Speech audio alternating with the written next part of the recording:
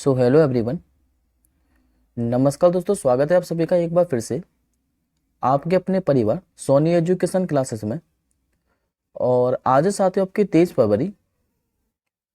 और आज हम 23 फरवरी से बनने वाले जितने भी मोस्ट इंपॉर्टेंट करेंट अफेयर्स के क्वेश्चन बने, इन सभी क्वेश्चनों को एक्स्ट्रा प्रैक्टिस सहित और डिटेल के साथ डिस्कस करेंगे। तो चलिए सबसे पहले हम लोग 22 फरवरी के करेंट अफेयर्स को रिवीजन कर लेते हैं, जो कि हमने लास्ट क्लास के अंदर पढ़े थे। उसके बाद हम आज के क्वेश्चनों को कवर करेंगे। और आज की जो क्लास है साथियों, ये थोड़ी सी लंबी रहने वाली है, क्योंकि आज करंट अफेयर्स के जो प्रश्नों की संख्या है ये ज़्यादा रहने वाली है। लगभग आज हमारे पास 15 से 16 करंट अफेयर्स के क्वेश्चन हैं और सभी क्वेश्चनों को हम लोग डिटेल के अंदर डिस्कस करेंगे। लास्ट क्लास में दोस्तों मैंने आपको पढ़ाया था कि अभी बहुराष्ट्रीय जो सैन्य अभ्यास है, जिसका नाम है शांति प्रयास IB, इसका आयोजन कहाँ पर किया गया था? तो नेपाल की राजधानी काठमांडू के अंदर। अंतर्राष्ट्रीय जो सौर गठबंधन है, यानी कि इंटरनेशनल सोलर अलायंस, इसमें शामिल होने वाला अभी 119वां जो देश है ये बना था आपका माल्टा। शिक्षा मंत्री ने, जिनका नाम है धर्मेंद्र प्रधान, इन्होंने कहा देश के पहले स्किल इंडिया सेंटर का उद्घाटन किया था? तो उड़ीसा के अंदर। 50वां जो अंतर्राष्ट्रीय खजुराहो नृत्य समारोह है ये कहाँ पर हुआ था? तो मध्य प्रदेश के अंदर। अभी किस राज्य के मुख्यमंत्री ने आशा किरण योजना ये प्रारंभ की थी? तो कर्नाटक सरकार ने। 21 फरवरी को कौन सा जो शहर है ये एशिया ट्रैक साइकिलिंग चैंपियनशिप की मेजबानी करने जा रहा है? तो नई Delhi. International mother language day ये कब मनाया जाता है? तो ये मनाया जाता है आपका हर साल 21 फरवरी को। अभी उत्तर भारत के पहले पिज्जा ATM का जो अनावरण है ये कहाँ पर किया गया था? तो चंडीगढ़ के अंदर। पंजाब चुनाव आयोग के द्वारा अभी जो स्टेट आइकन है ये किसे बनाया गया था? तो क्रिकेटर शुभमन गिल को। हाल ही में भारतीय सेना के उप प्रमुख के रूप में पदभार किसने संभाला था? तो उपेंद्र द्विवेदी ने। और लास्ट क्वेश्चन मैंने आपको पढ़ाया था कि फ्रांस के जो सर्वोच्च नागरिक सम्मान है, जिसका नाम है knight of the legion of honour, इसे किससे सम्मानित किया गया था? तो शशि थरूर को। अब आज का पहला प्रश्न देखिए, निम्नलिखित में से कौन सा राज्य पहला कछुआ संरक्षण जो रिजर्व है ये स्थापित करेगा? तो इस प्रश्न का आंसर हो जाएगा आपका option number B, Uttar Pradesh. दरअसल साथियों ये जो रिजर्व है ये उत्तर प्रदेश के गोंडा जिले में स्थापित किया जाएगा। और यह रिजर्व वन विभाग, turtle cervical alliance foundation India के सहयोग से स्थापित किया जाएगा। कछुआ संरक्षण रिजर्व के बारे में बात करें तो यह घाघरा नदी की जो सहायक नदी है, जिसका नाम है सरजू नदी, इसी के किनारे स्थापित किया जाएगा। बात करें साथियों आपके उत्तर प्रदेश के बारे में, तो जो उत्तर प्रदेश है ये सबसे अधिक राज्यों के साथ सीमा साझा करता है। ये 8 राज्यों और एक केंद्र शासित प्रदेश के साथ सीमा साझा करता है। एक तो इसकी सीमा लगती है हिमाचल प्रदेश के साथ, दूसरी लगती है इसके हरियाणा के साथ, तीसरी लगती है उत्तराखंड के साथ, चौथी इसकी सीमा लगती है राजस्थान राज्य के साथ, पांचवी इसकी सीमा लगती है मध्य प्रदेश के साथ, छठवीं लगती है छत्तीसगढ़ के साथ, सातवीं इसकी सीमा लगती है झारखंड के साथ, आठवीं लगती है बिहार के साथ, और एक केंद्र शासित प्रदेश के साथ सीमा लगती है इसकी, जो कि है दिल्ली। जबकि इसको जो अंतर्राष्ट्रीय सीमा है ये लगती है आपकी नेपाल देश के साथ। यहाँ के मुख्यमंत्री देखने को मिलेंगे आपको योगी आदित्यनाथ जी, जो कि आप सभी जानते हैं। राज्यपाल है यहाँ के आनंदीबेन पटेल, और राजधानी क्या है? तो लखनऊ। जबकि यहाँ पर साथियों एक नेशनल पार्क भी है जिसका नाम है दुधवा नेशनल पार्क, तो ये याद रखिएगा। नेक्स्ट क्वेश्चन देखिए, निम्नलिखित में से किस देश ने अभी पहली बार 5वीं पीढ़ी का फाइटर जेट, जिसका नाम है कान, इसको बनाया है? तो इस प्रश्न का आपका आंसर हो जाएगा ऑप्शन नंबर बी, यानी कि तुर्की। दरअसल साथी जो तुर्की देश है इसने अभी 5वीं पीढ़ी के पहले स्टील्थ फाइटर जेट, जिसका नाम है TF कान, इसने पहली सफलतापूर्वक उड़ान भरी है तुर्की की राजधानी अंकारा से। और ये जो कान फाइटर जेट है ये रडार की पकड़ में नहीं आता है। अब बात करें कान के बारे में, तो कान स्टाइल जो फाइटर जेट है इसकी जो लंबाई है ये 68.11 फीट है। ऊंचाई की बात करें तो ये 19.8 फीट ऊंचा है। और इसमें जनरल इलेक्ट्रिक के 2 इंजन लगे हुए हैं। इसकी स्पीड की बात करें तो इसकी जो अधिकतम स्पीड है ये 1.8 मेक से उड़ान भर सकता है, जबकि कितनी ऊंचाई पर जा सकता है तो लगभग 55,000 फीट की। बात करें तुर्की के बारे में तो ये रहा आपका मैप में तुर्की, जो कि एशिया और यूरोप कॉन्टिनेंट दोनों में आता है। यहाँ की हो सकता है आपसे साथ ही राजधानी पूछे तो ये आपकी अंकारा। तुर्की की करेंसी क्या चलती है तो यहाँ पर चलती है लीरा, जबकि राष्ट्रपति कौन है तो रेसिप तैयब एर्दोगान। अगला प्रश्न देखिए, हाल ही में समक्का सरलम्मा जो यात्रा महोत्सव है ये किस राज्य में शुरू किया गया है? तो करेक्ट आंसर हो जाएगा आपको ऑप्शन नंबर डी, तेलंगाना। ये जो साथी समक्का सरलम्मा यात्रा महोत्सव है इसे मेदराम यात्रा महोत्सव के नाम से भी जाना जाता है।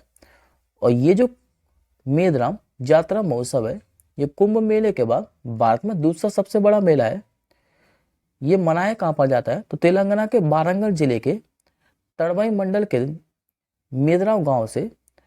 और इसे जो है ये वर्ष 1996 में एक राज महोत्सव जी घोषित किया गया था। और ये जरूर याद रखिएगा दोस्तों, हो सकता है आपके एग्जाम में पूछ ले कि जो मेदराम यात्रा महोत्सव है यानी कि समक्का सरलम्मा महोत्सव ये किस जनजाति के द्वारा मनाया जाता है तो कोया जनजाति के द्वारा, यह जरूर याद रखिएगा। बात करें तेलंगाना के बारे में तो मुख्यमंत्री यहाँ के रेवंत रेड्डी जो कि भी नए बने थे कांग्रेस पार्टी के। राज्यपाल कौन है तो तमिलसाई सौंदरराजन। और यहाँ की राजधानी आपकी हैदराबाद। और कल ही साथियों हम लोगों ने मध्य प्रदेश से भी एक फेस्टिवल पढ़ा था जो कि मैंने आपको आज भी रिवीजन कराया है, 50वां अंतर्राष्ट्रीय खजुराहो नृत्य महोत्सव ये मध्य प्रदेश के अंदर मनाया जाता है। नेक्स्ट क्वेश्चन देखिए, हाल ही में हर घर जल योजना के तहत 100% कवरेज हासिल करने वाला पहला जो पूर्वोत्तर राज्य है ये कौन सा बन गया है? तो ये बन चुका है साथियों आपका अरुणाचल प्रदेश। आंसर हो जाएगा आपको ऑप्शन नंबर ए। अब जो अरुणाचल प्रदेश राज्य है ये 100% कवरेज हासिल करने वाला जो कि हर घर जल योजना के तहत है ये पहला पूर्वोत्तर राज्य बन चुका है। और यदि साथियों आप लोगों से ये पूछे कि ये जो हर घर जल योजना है ये प्रारंभ कब की गई थी तो 15 अगस्त 2019 को, ये जरूर याद रखिएगा। नेक्स्ट क्वेश्चन देखिए, अभी साथियों दादा साहब जो फाल्के इंटरनेशनल फिल्म फेस्टिवल है इसके अवार्ड की घोषणा कर दी गई है 2024 वाले की। हम सभी अवार्ड्स को डिस्कस करेंगे। पहले आप लोग इस क्वेश्चन का आंसर बताइए कि इसमें जो बेस्ट एक्टर का अवार्ड है ये किसे मिला है? तो इस बार जो बेस्ट एक्टर का अवार्ड मिला है ये मिला है अभिनेता शाहरुख खान को। तो आपका इस प्रश्न का आंसर हो जाएगा ऑप्शन नंबर सी। अब एक बार हम लोग सभी अवार्ड के बारे में डिस्कस कर लेते हैं कि बेस्ट एक्ट्रेस का अवार्ड किसे मिला है या फिर बेस्ट फिल्म का अवार्ड किसे मिला है। तो पहले तो आप लोग ये याद रखेंगे कि जो Dada Saheb Phalke international film festival है अवार्ड 2024 ये उन फिल्मों को दिए गए जिन्हें 2023 के अंदर रिलीज किया गया था। साल 2012 में इस अवार्ड शो की फाउंडेशन रखी गई थी, लेकिन 2016 में ये अवार्ड की जो है ये ऑफिशियल घोषणा हुई थी। अब बात करें 2024 के प्रमुख विजेता के बारे में तो बेस्ट फिल्म का जो अवार्ड मिला है ये मिला आपके जवान मूवी को। बेस्ट एक्टर का अवार्ड मिला है अभिनेता शाहरुख खान को, ये भी मिला है जवान मूवी के लिए। बेस्ट एक्ट्रेस का अवार्ड के बारे में बात करें तो ये मिला साथी रानी मुखर्जी को। और किस मूवी के लिए तो मिसेज चटर्जी वर्सेस नॉर्वे के लिए। बेस्ट निर्देशक अवार्ड की बात करें तो ये मिला संदीप रेड्डी बांगा को एनिमल मूवी के लिए। क्रिटिक बेस्ट फिल्म का अवार्ड किसे मिला है तो 12th फेल मूवी को। बेस्ट सिनेमेटोग्राफ मूवी का अवार्ड किसे मिला है तो गणना शेखर बी एस को IB 71 मूवी के लिए।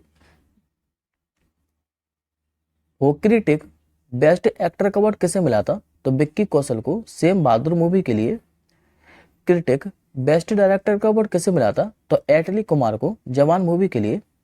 और बेस्ट वेब सीरीज का अवार्ड किसे मिला है तो फर्जी को।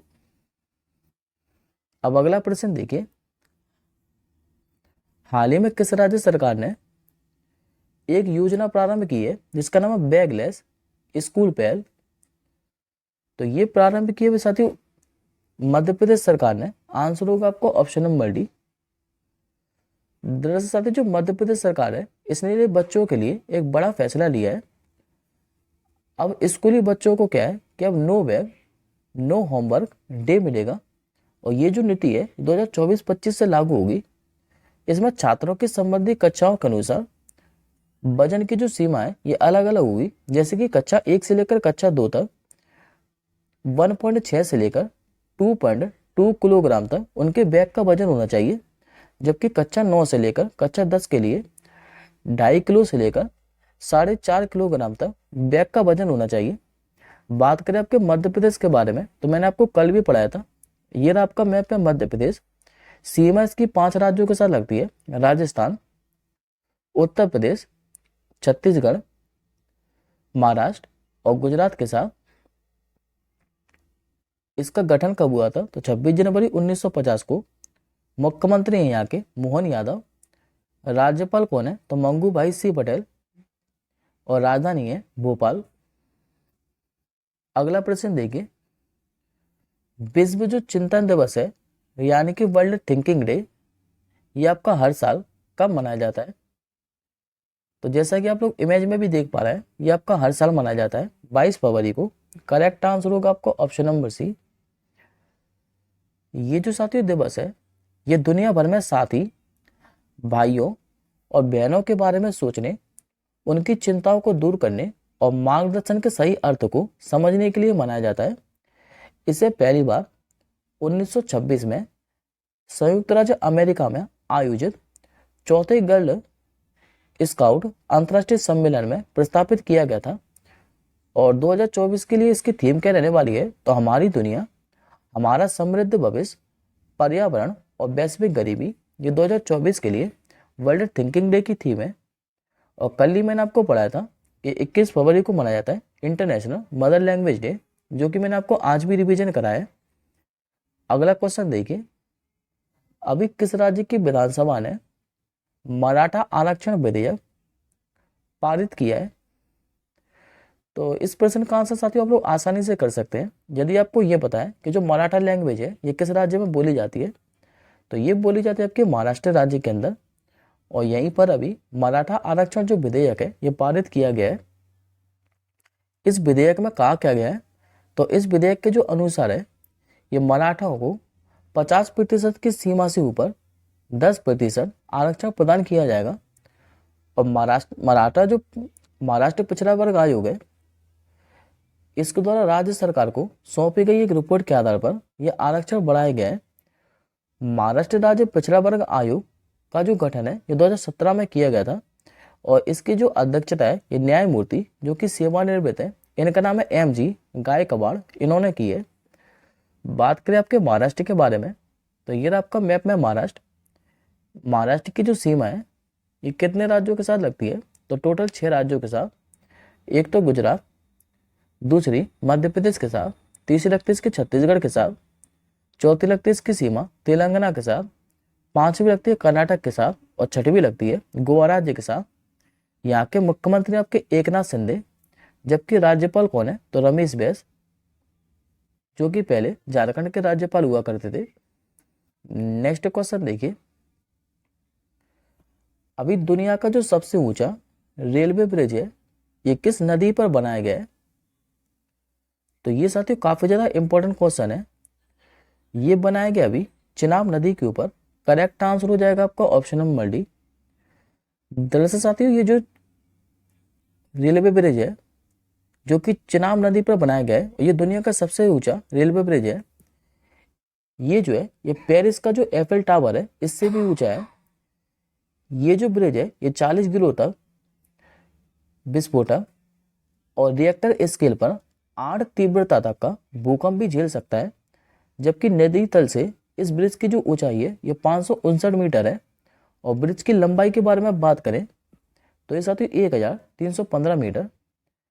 चिनाब रेलवे ब्रिज को तैयार करने में इसमें कुल 18 खंभे लगे हुए हैं। और ये जो ब्रिज है ये 20 साल में बनकर तैयार हुआ है। इसका जो काम है ये कब से चल रहा है तो 2003 से इसको बनाने का फैसला लिया गया था। नेक्स्ट क्वेश्चन देखिए, आज हम लोग साथियों 5 अपॉइंटमेंट को पढ़ने वाले हैं और पांचों के पांचों अपॉइंटमेंट अभी नए हुए हैं। हाल ही में बैंक ऑफ इंडिया का गैर कार्यकारी जो अध्यक्ष है ये किसे नियुक्त किया गया है? तो ये बनाया गया साथियों अभी एम.आर. कुमार को। आंसर हो जाएगा आपको ऑप्शन नंबर डी। ये जो साथियों एम.आर. कुमार है ये पहले एल.आई.सी के चेयरमैन थे और इनको भी बैंक ऑफ इंडिया का गैर कार्यकारी अध्यक्ष नियुक्त किया गया है। अगला अपॉइंटमेंट देखिए, हाल ही में जो इंडियन ओवरसीज बैंक है यानी कि आईओबी, इसका गैर कार्यकारी जो अध्यक्ष है ये किससे नियुक्त किया गया है? तो ये बना दिया गया भी साथियों श्रीनिवासन श्रीधर को। तो करेक्ट आंसर होगा आपको ऑप्शन नंबर बी। ये जो श्रीनिवासन श्रीधर है इनको 3 साल के लिए अभी इंडियन ओवरसीज बैंक का गैर कार्यकारी अध्यक्ष नियुक्त किया गया है। नेक्स्ट अपॉइंटमेंट देखिए, अभी साथियों जो यूको बैंक है इसका गैर कार्यकारी अध्यक्ष ये किससे नियुक्त किया गया है? तो इनका नाम है अराब मुदन कृष्ण कुमार। तो सही उत्तर हो जाएगा आपका ऑप्शन नंबर बी। अब जो अराब मुदन कृष्ण कुमार है ये यूको बैंक के गैर कार्यकारी अध्यक्ष हैं और जिनका नाम रखा साथियों ऑप्शन नंबर ए में संजय कुमार जैन। ये नाम मैंने आपको कल भी बताया था कि इनको भी IRCTC का नया CMD बनाया गया है। नेक्स्ट अपॉइंटमेंट देखिए, अभी साथियों जो कोटक महिंद्रा बैंक है इसके प्रबंध निदेशक के रूप में फिर से किसे नामित किया गया है? तो ये नामित किया अभी KVS मणियन को। करेक्ट आंसर हो जाएगा आपका ऑप्शन नंबर सी। ये साथियों आपके सामने इमेज में KVS मणियन जिनको भी कोटक महिंद्रा बैंक के प्रबंध निदेशक के रूप में फिर से नियुक्त किया गया है और इनका जो कार्यकाल है ये 1 मार्च 2024 से शुरू होने वाला है। नेक्स्ट क्वेश्चन देखिए, हाल ही में इल्हाम अलीयेव इनको किस देश का फिर से राष्ट्रपति चुना गया है? तो ये बन चुके हैं अभी साथियों अजरबैजान देश के। करेक्ट आंसर हो जाएगा आपको ऑप्शन नंबर ए। ये रहे आपके सामने इमेज में इल्हाम अलीयेव जो कि अब अजरबैजान के फिर से राष्ट्रपति चुने गए हैं और ये अजरबैजान के चौथे राष्ट्रपति हैं। बात करें अजरबैजान के बारे में तो यहाँ की राजधानी क्या है? तो ये साथ आपकी बाकू और करेंसी क्या चलती है यहाँ पर? तो अजरबैजान में करेंसी चलती है आपकी मन्नत और अब राष्ट्रपति फिर से एक और बन गए तो इल्हाम अलीयेव। नेक्स्ट क्वेश्चन देखिए, हाल ही में क्लासिकल शतरंज में ग्रैंड मास्टर को हराने वाला अभी सबसे कम उम्र का जो खिलाड़ी है ये कौन बन गया है? तो ये साथियों मैच मात्र 8 साल का बच्चा है जिसका नाम है अश्वथ कौशिक और यह भी क्लासिकल शतरंज में ग्रैंड मास्टर को हराने वाला सबसे कम उम्र का खिलाड़ी बन गया है। दरअसल साथी जो अश्वथ कौशिक है इसने स्विट्जरलैंड के बर्गडॉफर में स्टैंड थॉमस ओपन में पोलैंड के जो जेसे स्टोपा है इसको हराकर ये रिकॉर्ड अपने नाम किया है। और ये जो भारतीय मूल का बच्चा है ये सिंगापुर के अंदर रहता है। यदि आपसे पूछे कि इससे पहले ये रिकॉर्ड किसके नाम था तो लियोनिद इवानोविच के नाम पर और अब ये रिकॉर्ड किसके नाम पर हो चुका है तो अश्वथ कौशिक के नाम पर। नेक्स्ट क्वेश्चन देखिए और ये आज का आपका आखिरी प्रश्न है कि हाल ही में अमीन जो सयानी है इनका निधन हो गया है 91 वर्ष की आयु में। आपको ये बताना है कि ये इनमें से कौन थे। तो ये साथी प्रसिद्ध रेडियो संचालक थे और इनका भी मुंबई के अंदर 91 वर्ष की आयु में निधन हो गया है। ये जो साथी अमीन सयानी है ये 1952 से लेकर 1994 तक रेडियो शो गीतमाला को होस्ट किया है इन्होंने।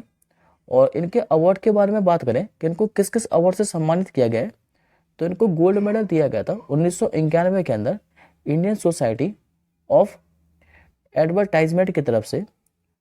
Person of the year award जो है ये 1992 को दिया गया था लिम्का बुक्स ऑफ रिकॉर्ड के द्वारा। लिविंग लीजेंड अवार्ड जो है इनको 2006 में दिया गया था लूप फेडरेशन ऑफ ICCI के द्वारा। और हिंदी रत्न जो पुरस्कार इनको ये दिया गया था 2007 में हिंदी भवन नई दिल्ली की तरफ से। आज का साथियों आपका क्वेश्चन ऑफ द डे है कि हाल ही में घोषित जो 69वें फिल्म फेयर अवार्ड है, इसमें किसे बेस्ट एक्टर का अवार्ड मिला था? इस प्रश्न का आंसर आप लोग कमेंट बॉक्स के अंदर कीजिएगा। आई होप साथियों आपको सारे क्वेश्चन क्लियर होंगे। हम जल्दी मिलेंगे नेक्स्ट क्लास के साथ ही, तब तक के लिए जय हिंद, वंदे मातरम।